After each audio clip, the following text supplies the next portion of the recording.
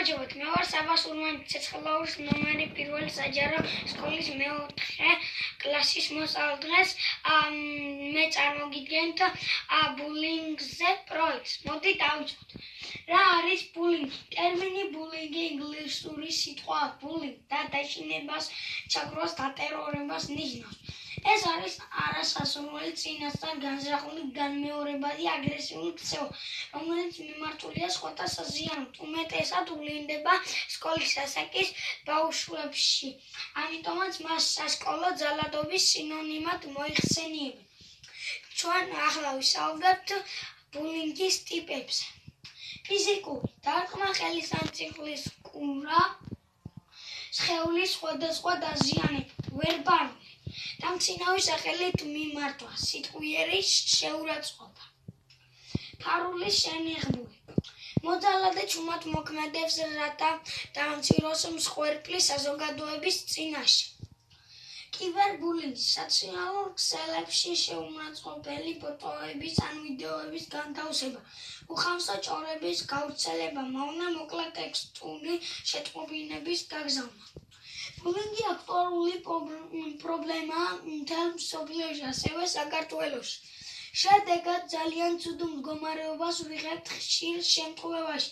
ბავშვების სწორი მიმართულებით განუვითარება წყდება და ძალიან დიდი ფსიქოლოგიური პრობლემები ექმნებათ.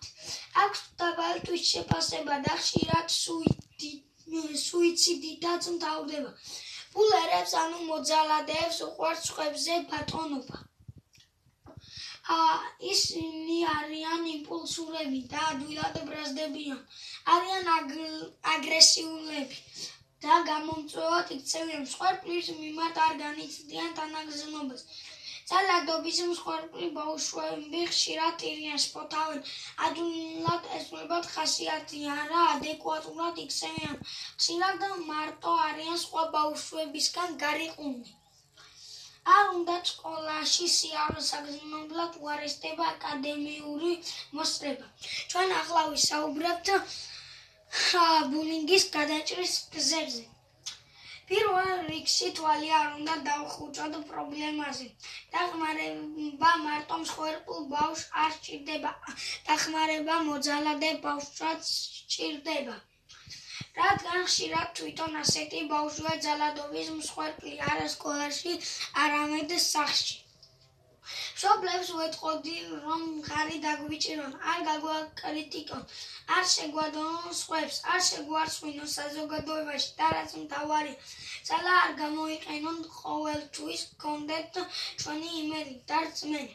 თანატოლებს ვეტყოდი, რომ არ გაჩუმდნენ, აუცილებლად ესაუბრონ მშობლებს, მასწავლებლებს ან ნებისმიერს, ვინც პრობლემის მოგვარებაში დაეხმარება. აუცილებლად გაუკეთეთ იგნორი მოძალადეს. ძალადობას ძალაუფლებით უპასუხეთ.